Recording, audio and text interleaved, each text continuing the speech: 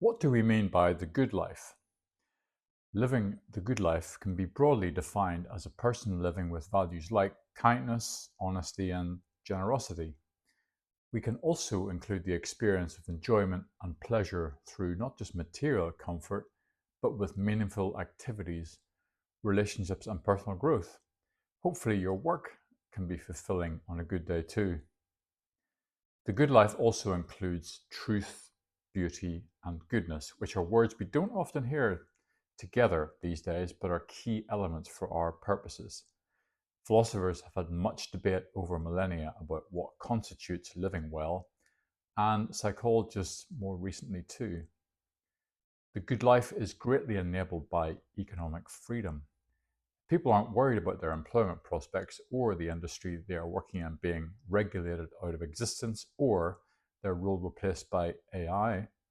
Then it creates space for people to conduct more meaningful work and develop fulfilling social connections.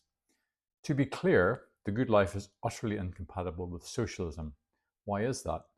Simply that find me a socialist state that has ever brought about solutions to poverty and corruption.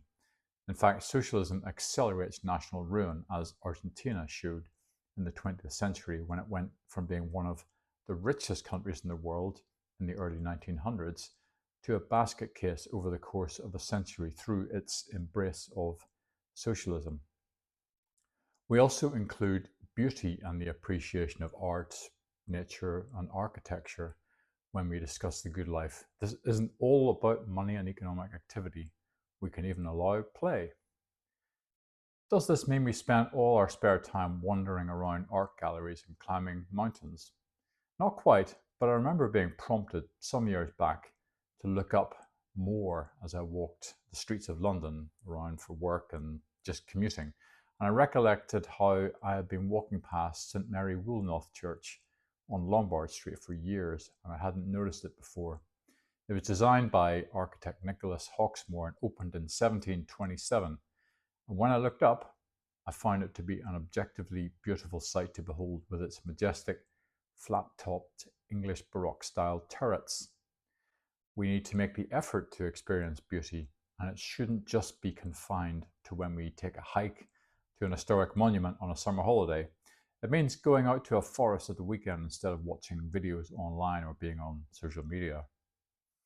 We can enumerate the many wonderful forms of beauty that humans can pull off so magnificently that enrich all our lives: dance, theatre, film, literature, to name a few.